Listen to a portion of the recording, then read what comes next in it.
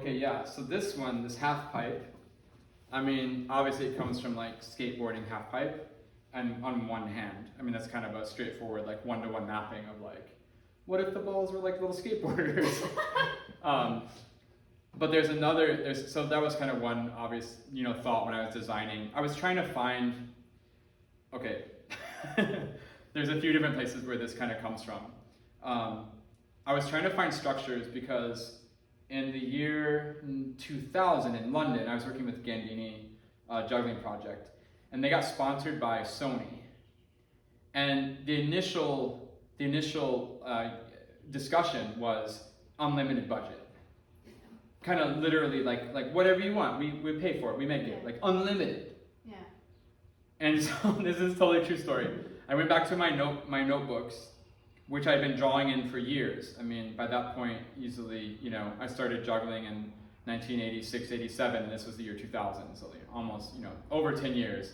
I've been drawing sketches in notebooks, because my dad would make me things. And I'm like sketching out, what should my dad make me?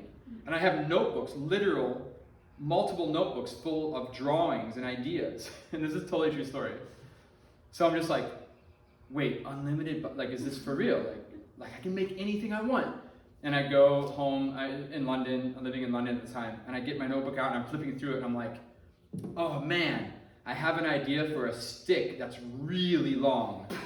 Like a stick that's like 12 feet long, maybe even 15 feet long. Like what if you could have a stick that long?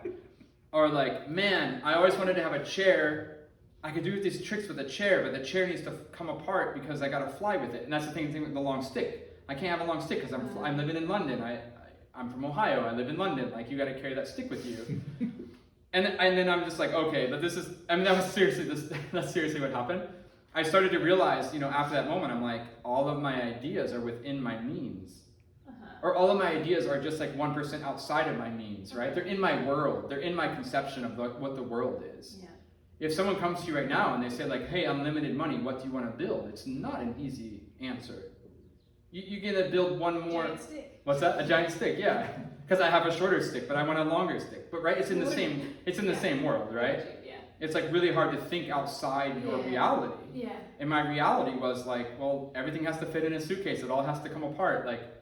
And so one of the things, of course, was there's a bunch of ramps, as you've seen, like a bunch of rolling objects. Like how to interact with like rolling is very easy. Micromotion had the triangle where it's bouncing. Rolling was obviously another technique that would work well with a shape. So okay, there's the half pipe idea from skateboarding, but also comes from a couple different places. So there was that conversation in London, but also then Pat McGuire, he got into Mystère, the Cirque du Soleil show in Las Vegas, which opened on Christmas Day in 1993. And we were working together in 1991, 92. And so I was really good friends with Pat. I'm really good friends with Pat, and he was working with Micromotion on the Cirque du Soleil piece. And there was a hallway backstage at at Treasure Island Casino where Mystère is. And so Pat McGuire, he was always in the ball bouncing, right? Like he's really good at ball bouncing. And so he would go back to the hallway in between rehearsals, and he would bounce balls around the walls. Kind of like Michael was doing inside the triangle, and he talked to Michael about it a little bit and had some patterns and stuff. And I was so fascinated by that. I thought it was a genius idea. So we did end up building a cube for the dome, like to expand off of the triangle, that you have a three-dimensional, thing with the cube or whatever. And with Pat McGuire's ball bouncing in the hallway, which was a square or like a cubic kind of space. Yeah. And I talked to Pat about doing that for the London show. And so this was also kind of an attempt, like inspired by Pat's work of like, okay, we're investigating, it's like Greg Kennedy, Pat McGuire, me, like we're kind of investigating a little bit, poking into this area that everybody wants to be Micromotion with the triangle. I think Dan Holtzman, or I know Eric talks about it. I think it comes from Dan Holtzman, this idea of architectural juggling, they call it. Like it's a genre of juggling, like the cone and the triangle, like architectural juggling. You kind of get that in the name. Yeah. But so Greg had another piece that was the V. Remember the two slabs, like the V? You would bounce balls in it? Sure. Well, so I was like, okay, this is the V, but you can roll balls as well. But you can also bounce balls, the same as the V. Yeah. So it was a little bit of a step beyond, like trying to make a step, add something to the V, where you could still do the angled bounces, like from the V, but then you could also do the rolls as well. And yeah, well, that's where the half pipe came from. I don't know if it was good or not. It definitely wasn't good enough to carry this thing around, but it wasn't. I don't remember. Wait, what was the thing?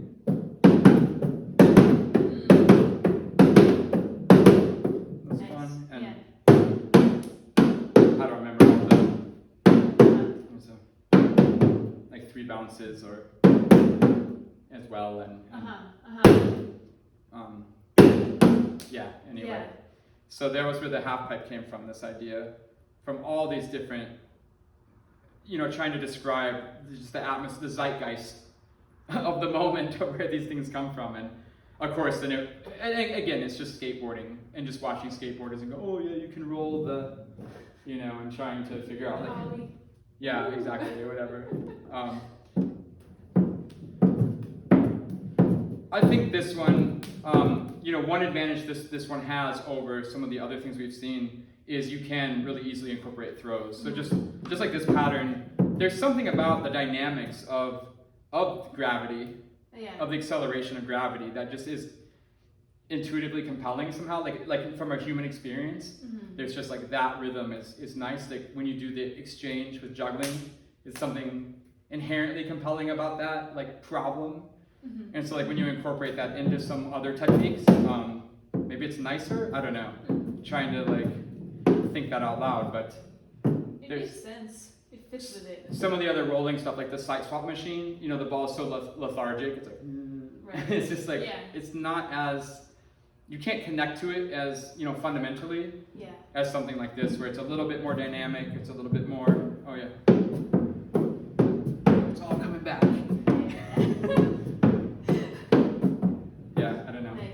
So maybe this wasn't as good as the bookshelf, but definitely better than the side swap machine. Maybe, I don't know if it's the swinging trapeze syndrome. I mean, once you see that, you've seen it.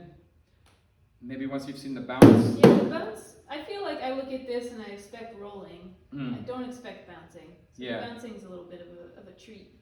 Yeah. When it shows up. Yeah, it was more, it's at very least, it's more dynamic than some of the other things, the techniques. So yeah. What's it made of? Like, is it just wood? It's just wood, yeah. Bounces. Wooden frame, and then again, this comes back to the color question. Like, it's black. Should it be more visible, less visible? Like, does it really give anything that you don't see the? I don't know. I don't think it's about seeing the circle. Yeah, that's true. I mean, it's such a large object. Right. You want it to be visible, but well, now it's black, so. Yeah, maybe it's so large that the black, like having it black, makes it a little less imposing or something than if it was like a big white thing. Yeah, I hear you. Yeah. I remember going to see Réjean St. Jules in Las Vegas. Would have been in '95. I went with Sean McKinney, and he was performing the micro-motion triangle. And of course I was young and a punk, and of course after the show I went up to him and I was like, dude, you're ripping off Michael, like it's not cool. And Réjean goes, no, I made the triangle my own. First of all, I perform it to music, that's the first innovation. Yep. The second innovation is I perform the last trick in black light. And the third innovation is that my triangle is see-through, it was like made of acrylic. Cool. So that was his innovation. Nice. Yeah. Which made me think a lot back in 1995 about like, what that means, what that all means, You're like, okay, so maybe this was clear that's an innovation, or what's the, I don't know. Yeah, it was kind of a funny thing to encounter at that young age. Right. Anyway. Nice. Good stuff. Yeah, so this one, the ski jump, this was definitely this was the Cirque du Soleil. Oh yeah. This was the Cirque du Soleil act that I was working on for some reason. Man, I can't remember who gave me that impression, but like it wasn't just in my mind. It was somebody had talked to me directly, like, hey, if you make a piece like this, like you could be in Soleil. And so that's why it turned into like this three ski jump configuration, because Cirque du Soleil is in the round, you know. So, but we'll get to that in a second. So so yeah, the first version was just one. So here it was just like one, and then yeah, where you let go of the ball and then it just comes back up, and that was the whole idea. And now you've seen the whole thing. Like there's not. That's it. It doesn't really go more than that. But then this one has like the plexiglass here, and that's because it was going to be lit like internally. So again, going back to that cage idea, standing on lights. So that was going to have internal lights. And this one is the travel version, so it comes all apart with all the section. These all come in sections, and everything goes into a suitcase. Yeah. But then, yeah, so I had some sort of, I'm sure it's on YouTube somewhere. I put everything on YouTube. But like basically the idea that, you know, it's literally this. I mean, that's it. And it really has swinging trapeze syndrome. Like it's really like, as soon as the ball goes down and up, I mean, you're just done. That's it. Yeah. Like that's it. And I really tried to like stand different ways and like go here and like I even, I'm sure, I know I've standing like here, and like it doesn't matter, you know. It got like 1% better when it went to the three of them. Because then there was like a little three-dimensional, I have no idea what it is, but yeah, it was something like, oh no, it was this. Yeah. But I feel like there was somewhere you were like standing on one and like going just backwards like each time. Yeah, exactly. Yeah. Yeah, back crosses, whatever. Yeah. But like, it doesn't really go anywhere.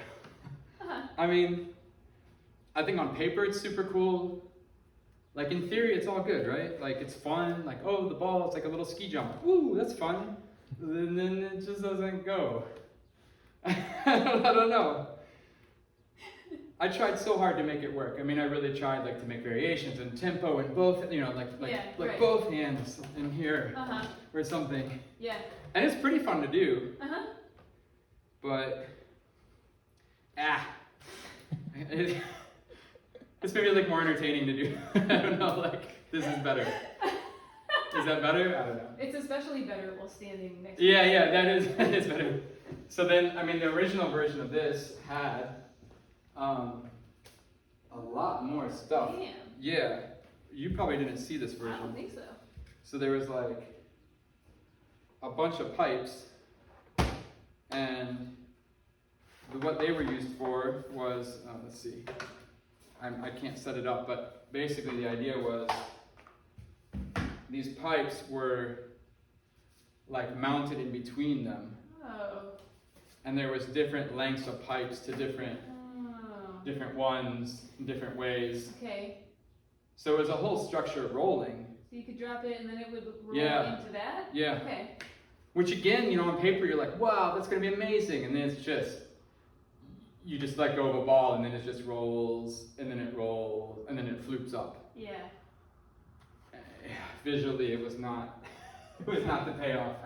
Okay. I think conceptually it was good payoff, like conceptually it was a good idea. And this, just the reality of the payoff was completely non-existent. But yeah, I don't know, ski jumps. Nice. I think there is something compelling about just the, you know, the inherent technique, like once, like for an audience where they go like, oh yeah, physics, gravity. Right. That's the way the world works. Like there's something, there's some truth, there's like a truth in there. Yeah. But once you've seen the truth, you're like, yeah, I get it, that's how the world works. Like there's no more deeper discussion. Sure. So that's too bad. Was there like a genesis, like a reason why you wanted this shape? Or factor? Yeah, absolutely. So that'll probably be the last thing we look at. But like you can already see, you know, I had the 4 wave shape thing. Yeah, so this is one of those units.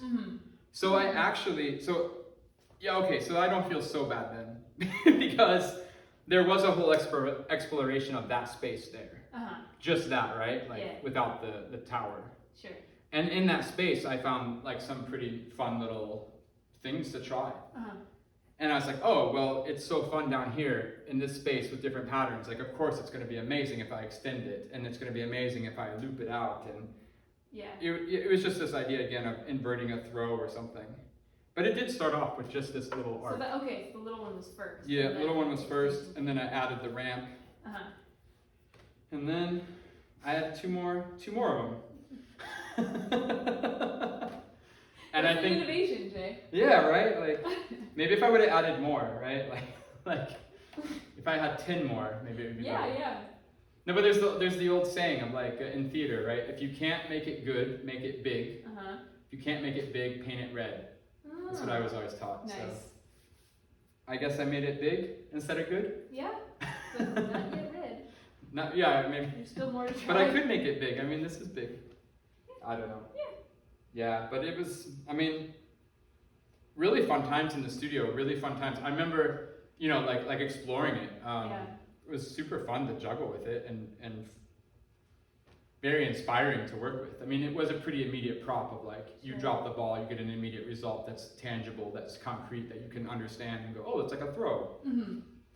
I remember, man, I did a show up in Toledo Zoo or something for the Christmas party one year, and this would have been like 1998 or something. I did like a 6-minute long solo piece with this, with just one ski jump. What? Yeah, like 6 minutes of just like variations of like both hands, one hand, every others, every third, behind the back, behind the back. Oh, pirouette. You know, 6 minutes long, and people people suffered through it with. They were gracious enough to politely applaud at the end.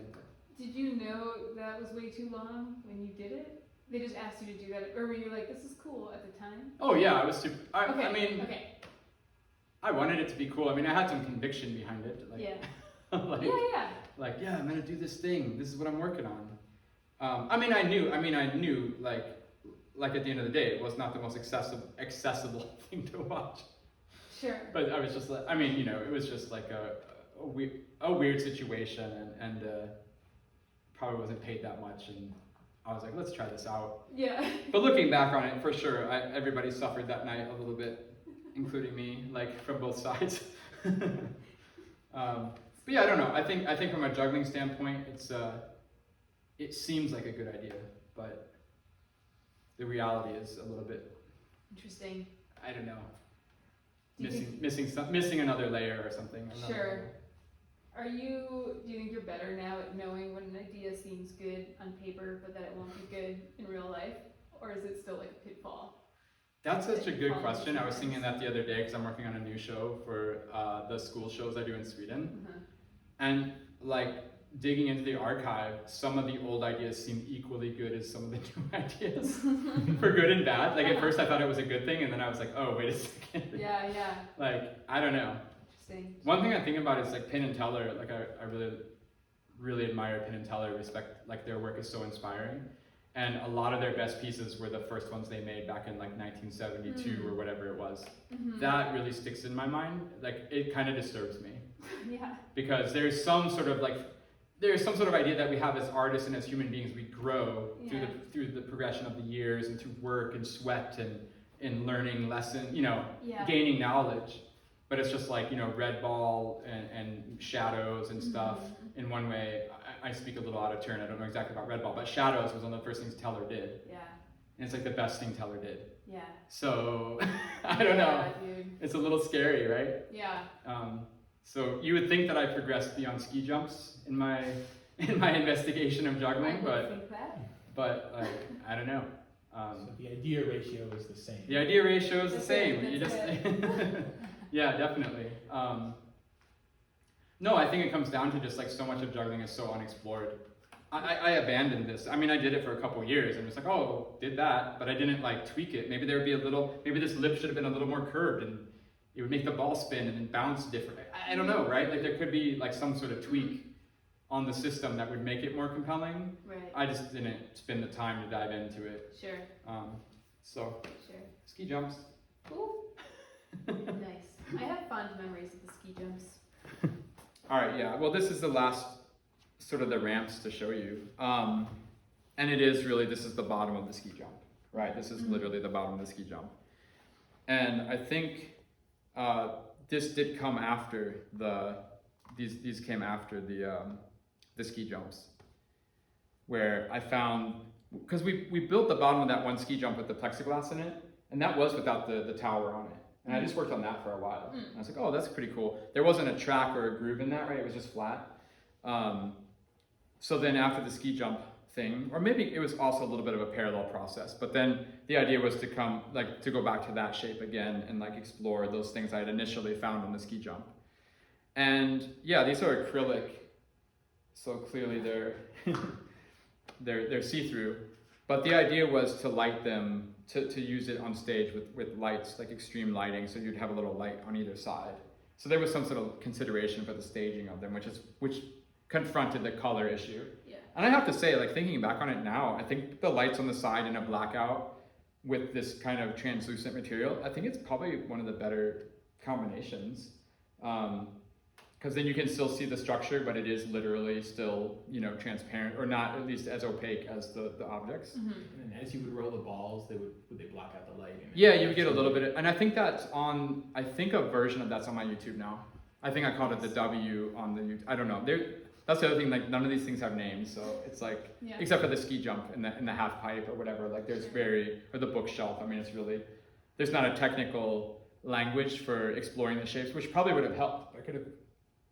Probably would have helped me if I could have started to have naming conventions about like what this arc is, and then you could start to permutate with like understanding it in your mind by organizing it using language. But it was all just organic and intuitive, and I have no name for these, but these are like, but yeah. So this was, well, it's the exact same thing as the whatever. Nice. It's the same thing as the the 4 no name things or whatever. But somehow, again, I think this is more, like even just this, I think doing it to me internally feels better than what I did earlier with the four shapes. I don't know. Yeah. It's just more one-to-one, like here's an arc for this hand, here's an arc for this hand. Right. There's two throws happening, one from the right, one from the left, and then you, yeah. And yeah, this it's simpler to looking, like it doesn't overpromise. It doesn't overpromise, yeah. It's a big thing. It's like these 2 little things, and then it's compact. Yeah. And I think this is better than the ski jump. I don't know why. Maybe just because it's looping. Maybe because the pattern loops too. I'm not saying this is the most exciting thing you've ever seen, but like, I don't know. It's more of a pattern than a one-off of like the ski jump, the ball popping up somehow. That feels more like repeating when you do it many times in a row, whereas this feels less repeating and more just like a pattern that I'm doing. Does that make sense? Yeah, for sure. So I don't know. Right. Yeah. Yeah. They're nice. Totally. I don't hate them. Endorsement. It was super nice that my dad made these aesthetically as well. And this is really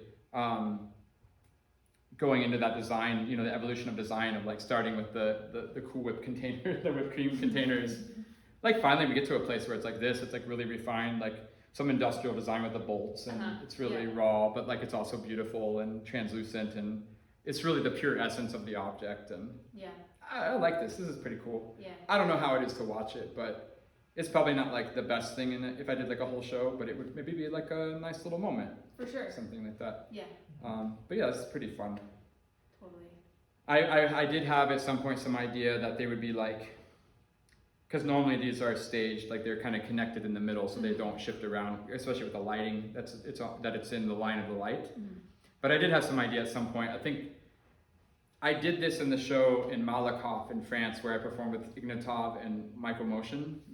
We split an evening together, and I think I did this piece there. I remember Michael saying I should make these that you could like these could like switch places, and like these could literally move. Yeah, they'd be on tracks or something, and that they could literally move and shift places or something.